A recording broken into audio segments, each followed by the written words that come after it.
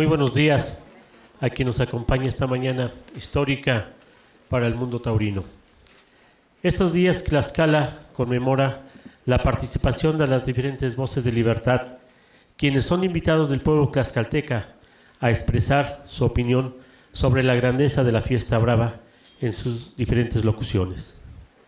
Alzarán su palabra democrática en reconocer que la tauromaquia es parte de la identidad de lugares en el mundo que tienen al toro bravo como un símbolo de cultura e historia.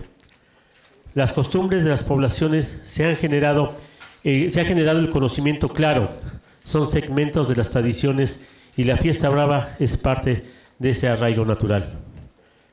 Tlaxcala en 2019 conmemora un hecho histórico, 500 años del encuentro de dos culturas, la necesaria alianza de tlaxcaltecas y españoles. Esto inició el mestizaje en México. Este día inicia el segundo coloquio internacional taurino, el reflejo inmediato sobre la necesidad de sumar opiniones calificadas sobre los diferentes argumentos que reconocen el toro como un arte y que son suficientes para transmitir, emocionar, gustar, dar miedo, pero principalmente cautivar al ser humano. En Tlaxcala la fiesta manifiesta su orgullo en tener la fiesta brava como una identidad de cultura, historia, tradición y costumbres de los pueblos de nuestro bello estado. Agradecerles que se tomen el tiempo para venir a esta importante actividad que hoy tenemos en Tlaxcala, que es el segundo coloquio internacional taurino. ¿Esto qué significa? Significa que desde este estado estaremos realizando una serie de reflexiones que nos permita tener elementos y crear así nuestros propios conceptos de un tema que ya es de por sí bastante polémico, pero en el que tenemos hoy desde Tlaxcala la gran oportunidad de posicionarnos desde diferentes temas, desde el tema cultural, ecológico, desde lo que William Cárdenas nos hablará del patrimonio cultural y generar desde Tlaxcala una serie de conceptos que nos den oportunidad de reflexionar la fiesta taurina, la fiesta brava, más allá de un concepto romántico.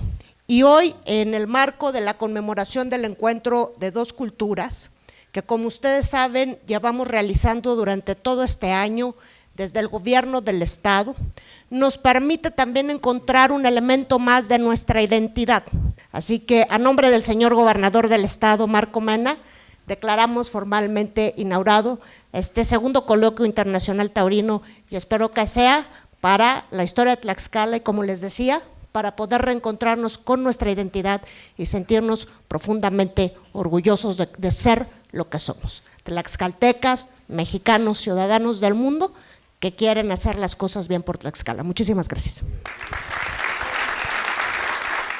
Bueno, pues muy buenos días. Estoy muy contenta de estar aquí con ustedes. Agradezco al Gobierno del Estado de Tlaxcala, a la Secretaría de Cultura, la invitación a participar en este evento muy importante. Lo único que me vincula a esto y que es algo muy importante, pues es mi afición a los toros, pues heredada de mi padre, que es médico y empeñaba los libros de medicina para asistir a dos corridas en aquel momento de la época de la gloria del toreo. Él, bueno, nació en 1927 y le tocó ir a la Plaza México y a la Condesa, ¿no?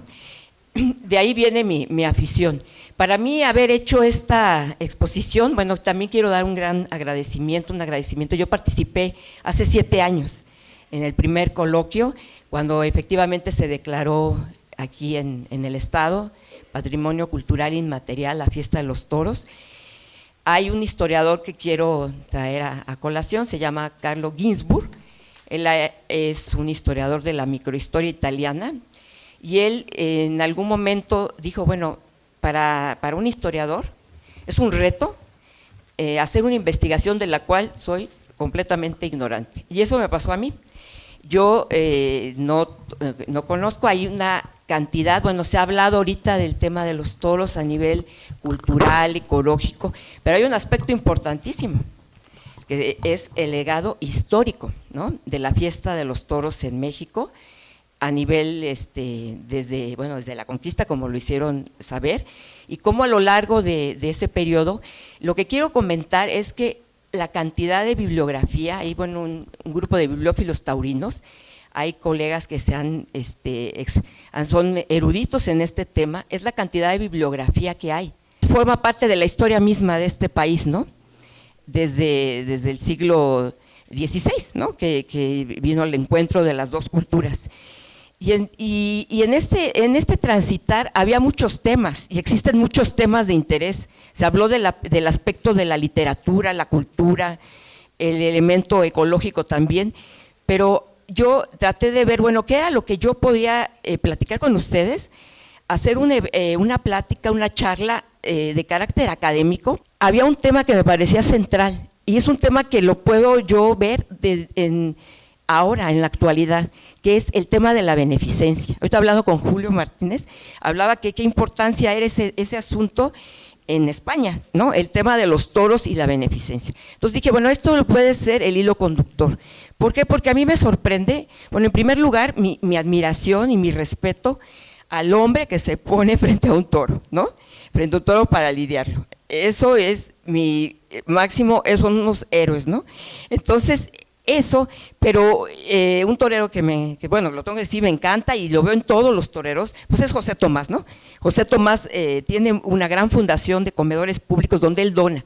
Entonces, el tema de la beneficencia me parecía que era un tema que se podía hacer un hilo conductor, a pesar de las vicisitudes que tuvo este país, ¿no? Hay distintas cuestiones de prohibiciones, donde el argumento va variando, ¿sí? Va variando a lo largo de diferentes aspectos. Ahora tenemos el asunto del animalismo, ¿no? De la cuestión de los animales, de un total desconocimiento. Más allá también de estos dos aspectos, beneficencia y prohibiciones, existe también lo que fue la evolución del espectáculo mismo, ¿no? Que en términos generales podemos decir que emula las características de España, incluso después son la evolución del toreo, ¿no? Y no voy a entrar al otro gran tema que son las ganaderías, que ese es otro aspecto importantísimo. La evolución es muy parecida, ¿no? En el caso de México. Los toros constituyen un gran tema para los historiadores centrados en la historia social, la historia de la vida cotidiana, la historia de las mentalidades. Entonces, daba un gran aporte por la cantidad de documentos históricos que podemos nosotros rescatar. Y este es un elemento importantísimo que se debe considerar, digamos, ojalá podamos establecer a nivel federal, declararla patrimonio inmaterial y cultural histórico. Sí, porque lo que voy a presentar en esta exposición es la cantidad de documentos. Esto ya es una gran riqueza. La primera corrida, saben ustedes, en 1528 se celebra la primera corrida de toros, muy inmediatamente después de la conquista, y tiene un carácter, digamos, emula de España ese carácter que tenían los toros al principio, que era el carácter caballeresco militar, ¿no? Ese era el elemento importante, digamos. Eso se reproduce en México.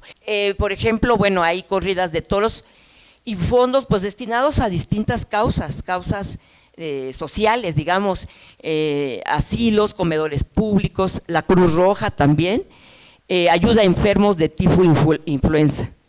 Aquí estaba el gran momento de las grandes figuras del toreo de Belmonte, de Gaona, ¿no? Entonces la gente, que era como una especie de escape, asistía a las corridas de toro. Entonces la prensa está llena de eso, está llena de carteles de primeras planas de la guerra y los toros. Como había señalado, la siguiente, son dos periódicos que yo voy a hablar. Es el Demócrata es un periódico importante, son gran formato de periódicos. El Imparcial es uno anterior, que precisamente es un periodo muy importante.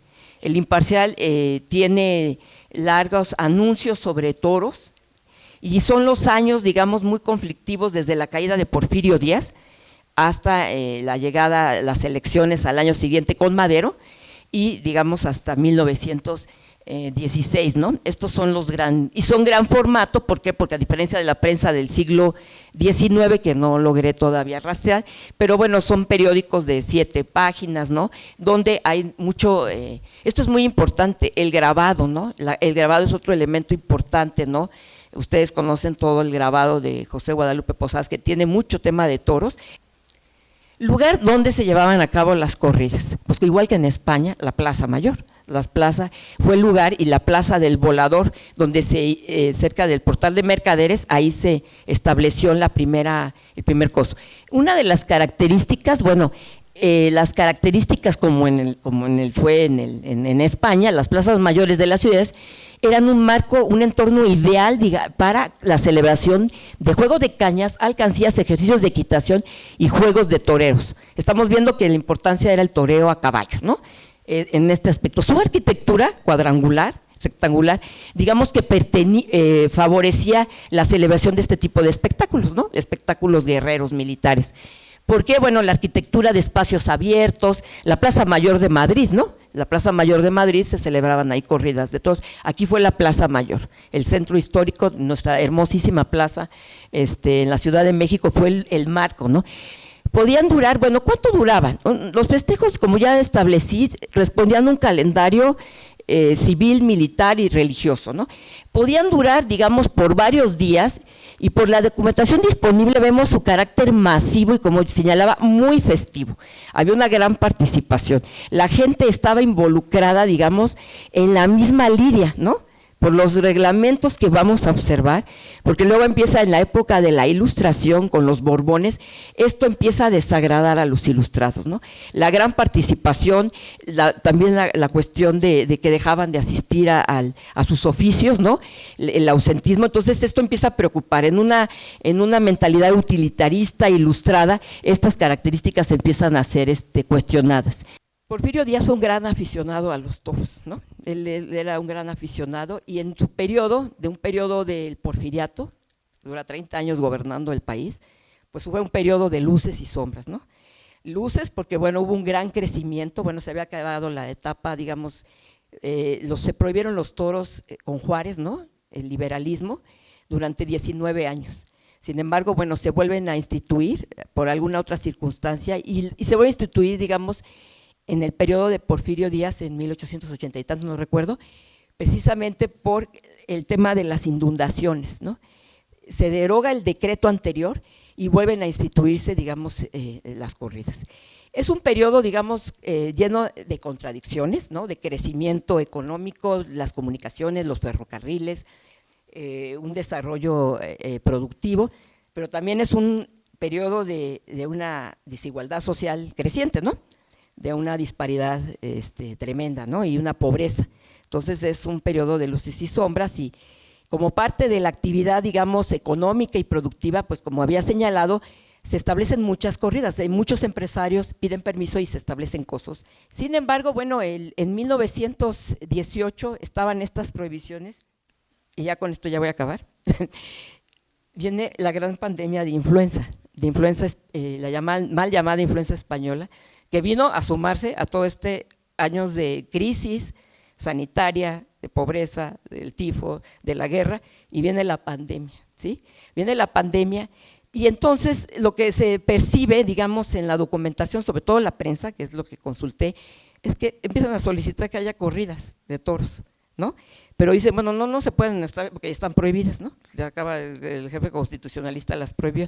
Sin embargo, ya estaba figurando como un novillero bueno, estaban estos grandes fenómenos del toreo, estaba Juan Silvetti, ¿no?